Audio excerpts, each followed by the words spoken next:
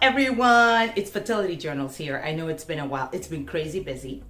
So in the present time, I am preparing for a big trip to be able to go back home so that Baba can meet his African side of the family. And so it's been overwhelming.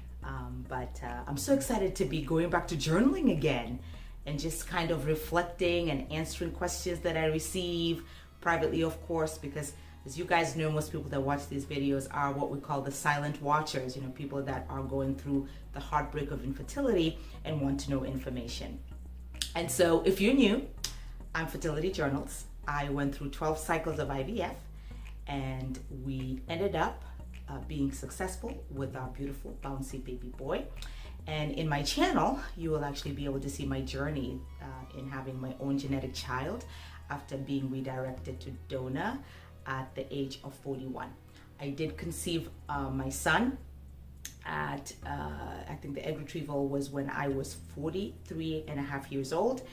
And I was able to get pregnant through a successful transfer at the age of 45 and gave birth to him. And so he is bouncy, beautiful, and we are absolutely delighted. So thank you so much for watching. I actually do have videos of every single one of my 12 IVF cycles in a playlist. And so please make sure that you access that in the link below if you are interested. Today, I'm going to answer the question that says, how would your journey have been different if you had not done certain things? Like, what advice do you have? I usually just get that question. Like, in a nutshell, somebody on Instagram actually reached out and just said, hey, do you mind just sharing a little bit about why you talk about your journey being different? And so today, I'm going to try my best to cover that. My fertility journey would have been different if I did not exercise resilience. And the resilience was actually gained by watching YouTubers. My favorite YouTuber of all time, as you guys know, I talk about it on this channel, is Simply Tanika. If you do not know Simply Tanika, she's the Oprah of infertility. I think you know her. If you know her, you need to go to her channel and really just go through all her videos and watch the inspiration that she gives women. She is the hope for the future for infertility, particularly age-related infertility, because she fought so hard for so many years to have her own child with her own genetic eggs. And then she transitioned pathways, which is a really powerful moment in the infertility community because bringing a take-home baby is the goal. And so she was able to really demonstrate the steps that you can take to be able to get there and be successful. And currently, as I do this video, she is pregnant and continues to share her journey. So her resilience was a true inspiration for me. Some other YouTubers that were also really instrumental in the area of resilience are Chris plus Joe. In fact, they're in the process of continuing their journey. You really need to follow Chris plus Joe. They're an amazing couple. They're so inspirational.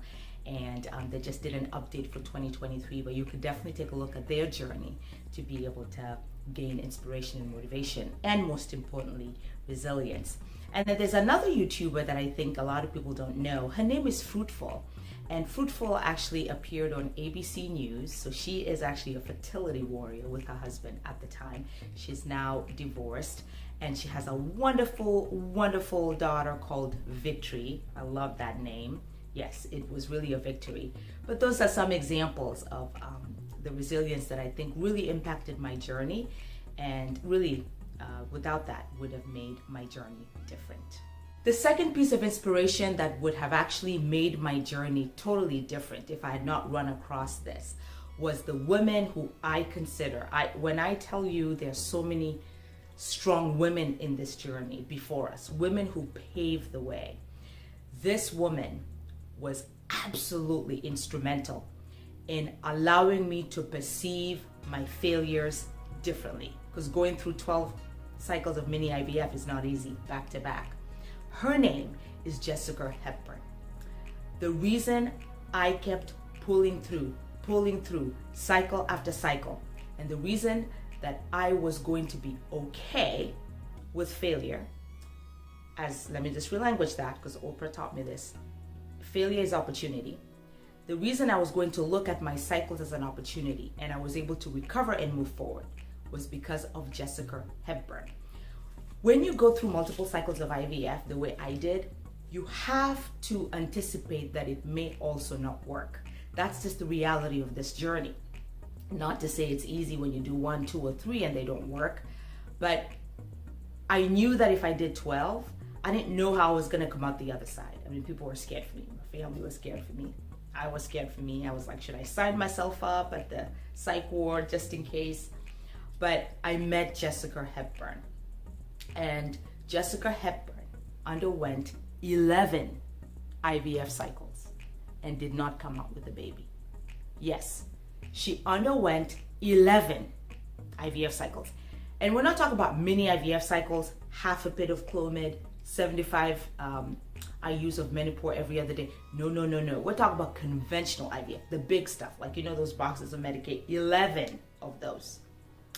I went through one conventional cycle and I was done.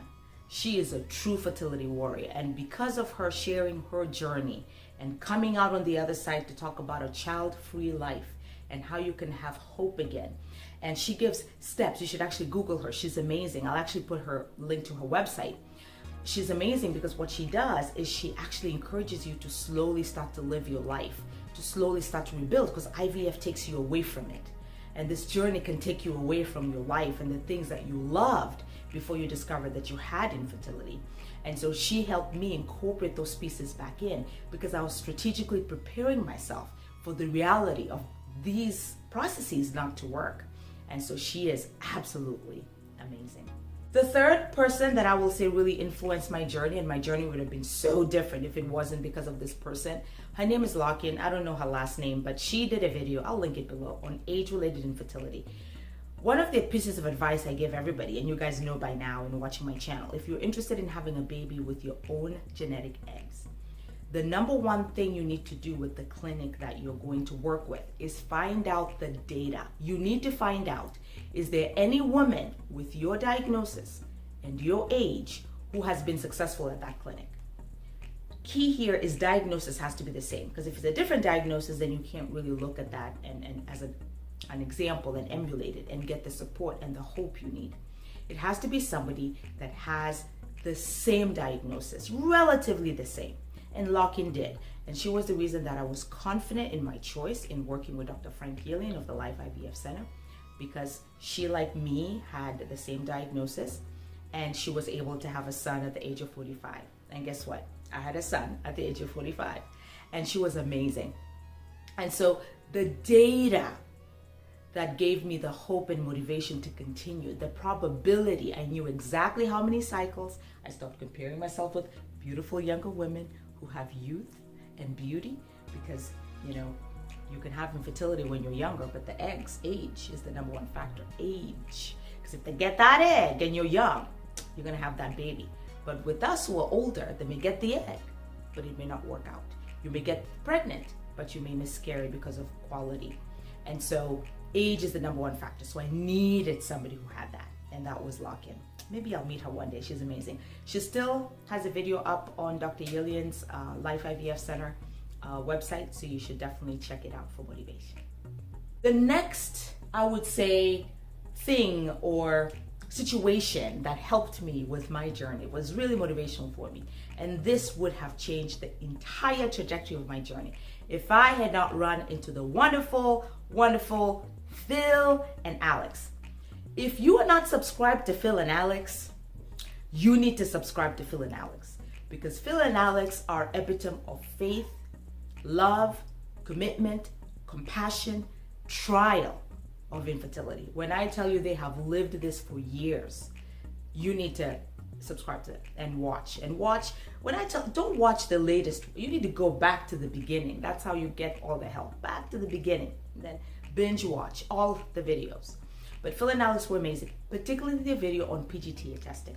I, like many other people, was like, there's no guarantee. Why would I spend all this money PGTA testing my embryos, right? I was on the fence about it. Now, I knew it made sense. I'm older, so when you PGTA test, the number one reason, and actually the reason that I decided to do it, as you guys know, is that the condition of your embryo ahead of time, so you prevent the miscarriage. So instead of you being transferred with that embryo and it growing or not growing, you having to go through a DNC. So I was just nervous about getting a miscarriage and then having to have a DNC because then you get scraped out, and that affects your ability for future embryo to implant. But the worst is that it would have killed my time, because I just didn't have any youth left. So I didn't have time for a miscarriage. But that still wasn't enough, right? Until Phil and Alex.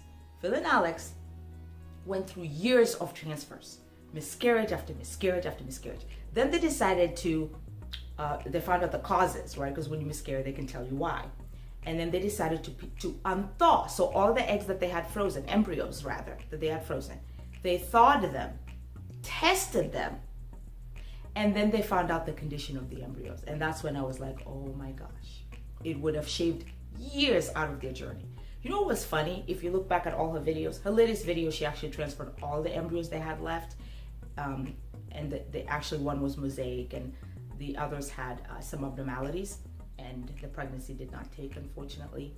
But before they did that, which is their latest video now, they had actually transferred the embryos that were not genetically normal without knowing. And so then Alex stopped, and the one embryo that they had left was actually a normal embryo.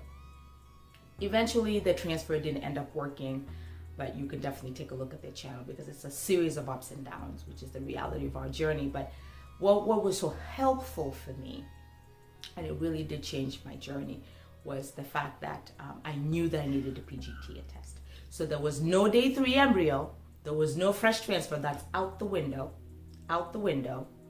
And every egg that is retrieved will go through day 5, will then get PGT tested. If it does not make it to day 5, it was not meant to be. And so that's that. And then the last tip I will share that really changed the trajectory of my IVF, and I know that my journey would have been different without it, is the ERA test for the transfer. Gosh, guys, when you have this healthy embryo and it's your only chance, just to go back to the stress hubby and I felt, you have this supposedly perfect embryo. I mean, I didn't even want it to be put back in, because the hope was just in the fact that there was this healthy embryo. But you know, obviously you have to transfer it, and I thought long and hard about it. And I remember running across Laura Laws. I think I'll put a link to her channel below. And Laura was absolutely amazing, and it was her loss that was actually the gain of many of us, because Laura, who had a great ovarian reserve, went through 1 IVF cycle, had a PGT tested normal embryo, and it failed. And when she did the ERA the second time, it resulted in her beautiful baby girl that she has now. And I'll never forget that, because that really impacted me and made me patient. In fact, if you guys watch my journey, you will notice that I tried to transfer 3 times. The first, anytime I transferred didn't work, I was grateful to God, and I would say, thank you, Jesus, because then this embryo wouldn't work. Then I did the actual transfer itself. There was something wrong with my progesterone, so I have a really good doctor, Dr. Frank Yelian, who was able to detect that, and I was the happiest person. I said, you know what? I can be on the table waiting for that transfer to happen.